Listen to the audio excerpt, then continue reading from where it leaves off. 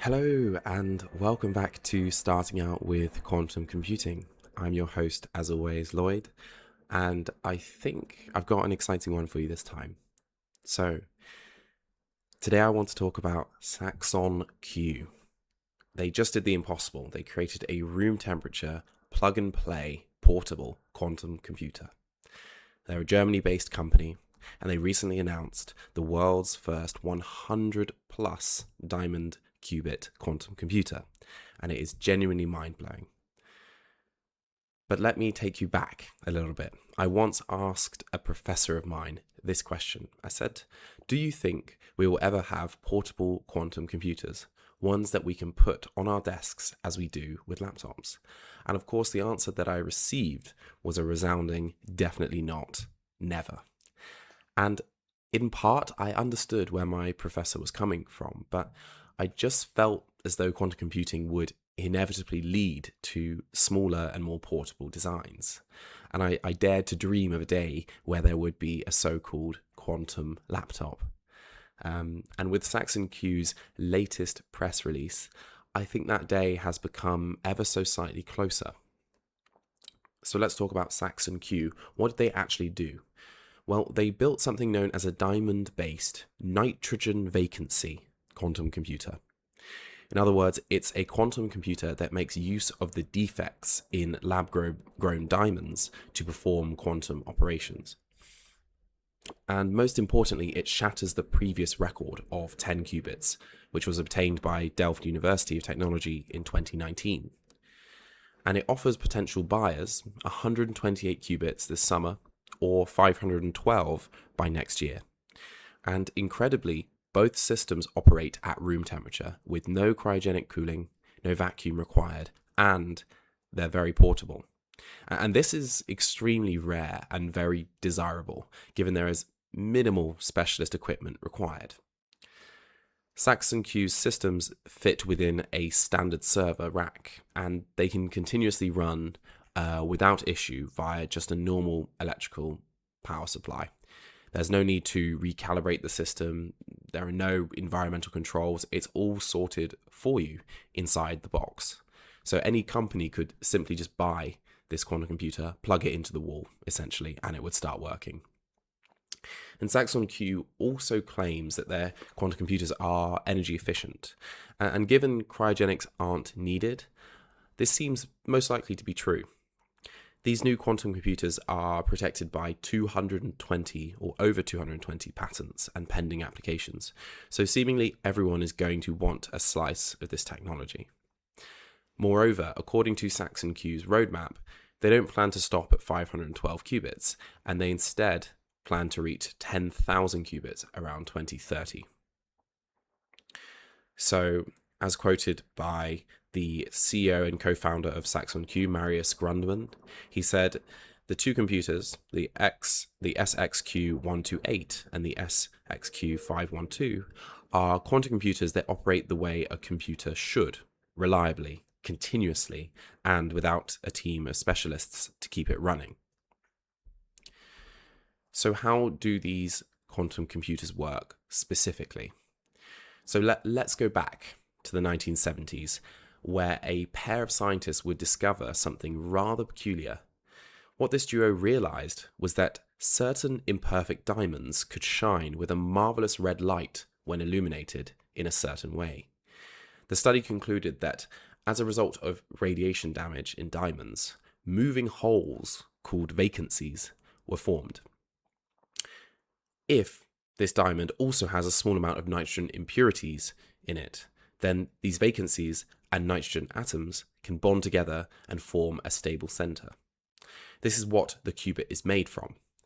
As these nitrogen atoms sit trapped inside the vacancy, a quantum property of their electrons, known as spin, can suddenly be easily manipulated without affecting anything nearby. Sometimes such diamonds that are nitrogen rich occur in nature, but naturally it is much easier to create nitrogen-filled diamonds in a lab. And so scientists realized that we could use highly tuned lasers to exploit the electron spin and manipulate it for computation, for quantum computation. And this is how qubits are formed and how quantum computation works using NV centers. What allowed Saxon Q to push beyond the 10-qubit record was more of a materials breakthrough. As they induce radiation damage to create vacancies, they simultaneously implant sulfur into the diamond. The reason for this is because the added sulfur donates its electrons to moving vacancies, which in turn improves the chances for NV center formation. We also want to keep this NV center negatively charged, ideally, as quantum computation relies upon this particular state. So having extra sulfur electrons around and nearby maintains this negative state. So in turn, not only do we now get a higher efficiency of NV center formation, but we also get better qubit control. According to their statement, Saxon Q has achieved a 99.92% single qubit fidelity rate. In other words, there is less than one error per 1,000 operations. And that is assuming no active error correction, which you could easily tack on to improve the rate even more. However, CEO Grundmann has further commented, saying that this fidelity can go up to 99.98% in operations that involve a single qubit. So, how does Saxon Q's quantum computer compare? Well, I think it certainly holds up. I did a quick fidelity comparison, and I found that if you look at certain companies, Saxon Q's percentages lie within the correct ballpark. So if we take Atom Computing, they're a famous company. One of their quantum computers with 1,180 qubits has about 99.6% fidelity.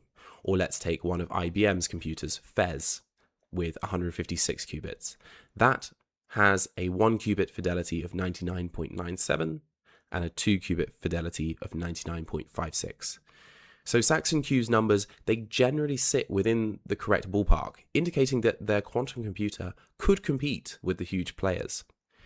Naturally, it is always challenging to compare different quantum computers, as their qubits aren't necessarily made of the same stuff. This means different quantum computers won't scale up in the same way. They will require different conditions to work and won't be able to perform exactly the same operations. They also don't always have the same applications. So, for example, NV center systems have also been considered to be an important tool for quantum sensing applications. Nevertheless, if Saxon Q's computer can demonstrate its worth as it comes onto the market, then it truly would be one of the first fully functional room temperature quantum computers to exist. So what's the verdict? The team at Saxon Q have indeed pushed the limits of NV center quantum computing with the revolutionary idea of implanting sulfur into diamonds. They offer a quantum computer that boasts high fidelities, operates at room temperature, and only needs a standard computer rack and standard power unit to work. Because they are selling their two quantum computers directly, it means that clients don't have to use quantum computers through the cloud, as we sometimes do, and do not need to worry about latency. It might therefore mean that these NV computers can offer better computation at a cheaper cost. Scaling beyond 512 qubits is the main challenge ahead, and will require even more ingenious solutions to squeeze thousands of qubits onto a single chip. But what excites me the most, however, is the shift of focus towards easy setup quantum computers. Imagine a world where you could order a powerful quantum computer to your house, plug it into the wall, and run quantum algorithms there and then. You wouldn't need to buy expensive magnets, cryogenics, special class labors. You wouldn't need to rent a very, very clean laboratory. You wouldn't need to create an almost perfect vacuum or near absolute zero temperatures. In my opinion, this reality is becoming much less of a dream. And because of advancements from companies like Saxon Q, it makes me believe that quantum laptops are just on the horizon. And for that, I am very, very excited. Thank you very much, as always, for tuning in to Starting Out with Quantum Computing. I've been your host, Lloyd, and I very much look forward to seeing you in the next one. Bye-bye.